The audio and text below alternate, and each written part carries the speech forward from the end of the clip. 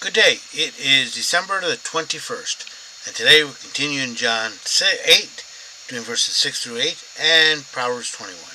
Remember, if you'd like to be tagged when I post these videos, or if you have any questions, comments, concerns, suggestions, complaints, or anything else, remember, you can reach me through 810-242-2997. That's 810-242-2997. You can call, text, leave a message, whichever you like. Begin John 8, starting at verse 6. They were trying to trap him into saying something they could use against him. But Jesus stooped down and wrote into the dirt with his finger. 7. They kept demanding an answer, so he stood up again and said, "All right, but let the one who has never sinned before cast the first stone." 8. Then he stooped down again and wrote in the dirt. Okay, 6. They were trying to trap him into saying something that they could use against him. But Jesus stooped down in the dirt and wrote with his fingers. Okay, they're trying to put him in some difficulty. That's, the temptation, if your version says temptations. If he said no, we shouldn't stone him, he was contradicting Jewish law. If he said yes, we should stone her, he would be violating Roman law, which said that only they could put someone to death. So when he stooped down, they're trying to change the subject. But then also he was writing it's really stone pavements that he was writing on. Might have been dirty, but the stone pavements. Might have been trying to call to mind the stone tablets that Moses had.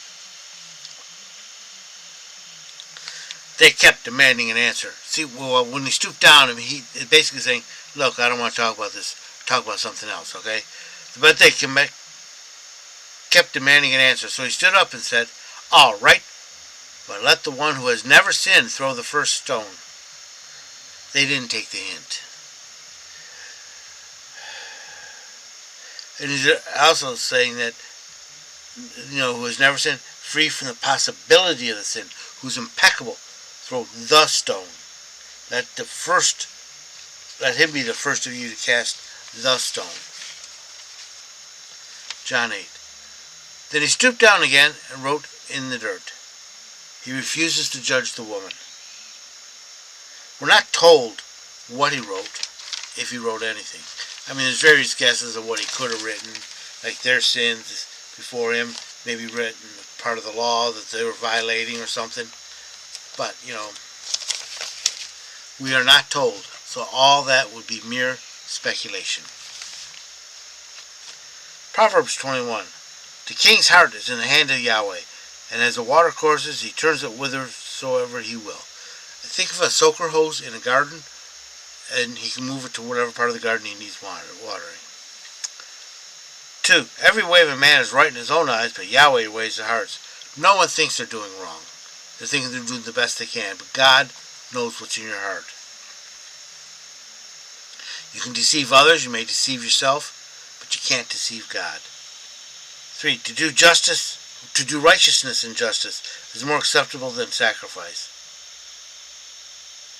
Obedience is better than apologizing. 4. A hot look and a proud heart, the tillage of the wicked is sin. You reap what you sow. 5. The thoughts of the diligent tend only toward the plenteous, but everyone that is hasty hastens only to want. If you get rich quick, I can't say that today. Get rich quick schemes only get you broke. The really show get poor quick schemes. 6. The getting of treasure by a lying tongue is a vapor driven to and fro. They that seek him seek death. If you lie to get treasures, you'll be killing yourself. 7. The violence of the wicked shall drag them away, because they refuse to do justly. 8. The way of a man is froward and strange, but as for pure his work is right. 9. It is better to dwell in the corner of a housetop than a house in common with a contentious woman. Peace and quiet is better than fighting. 10. The soul of the wicked desireth evil. His neighbor findeth no favor in his eyes. Evil has no friends. 11. When the scorner is punished, the thoughtless, that is the simple, not stupid, think naive, is made wise. And when the wise is instructed, he receives knowledge. 12. The righteous one considereth the house of the wicked, overthrowing the wicked to their ruin. 13.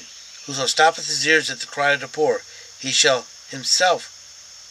cry out himself, but shall not be answered. If you don't show mercy, you will receive none.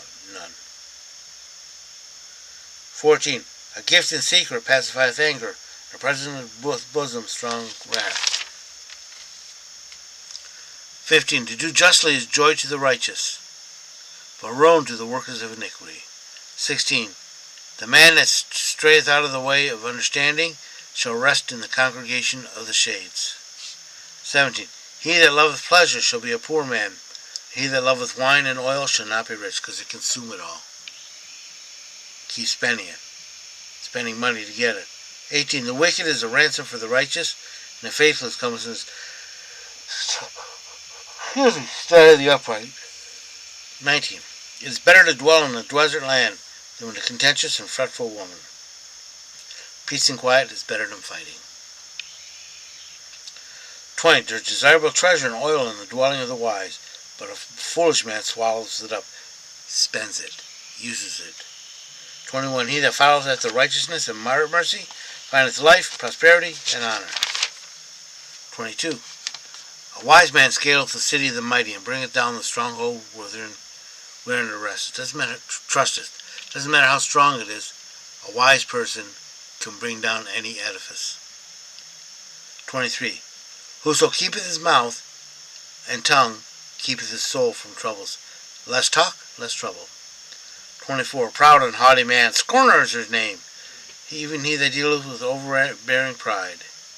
25. The desire of the slothful killeth him, for his hands refuse to labor. Laziness equals death. 26. There is that covereth greedy all the day long, but the righteous give and spareth not. If you're generous, you shall receive. 27. The sacrifice of the wicked is an abomination. How much more will he bring us with the proceeds of wickedness? 28. A false witness shall perish, but a man that obeyeth shall speak unchallenged. 29. A wicked man hardeneth his face, but as for the upright, he looketh well to his way. A wicked man doesn't see those in need. He pretends not to see. Ignoring those in need, that's wicked. 30. There's no wisdom, nor understanding, nor counsel against Yahweh. You can't be God.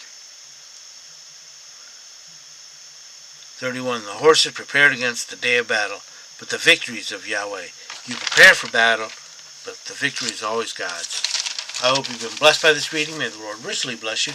Remember, if you'd like to be tagged when I post these videos, or if you have any questions, comments, concerns, suggestions, complaints, or anything else, you can reach me through 810-242-2997. It's 810-242-2997. You can call, text, leave a message, whichever you like. Remember, Jesus loves you, and so do I.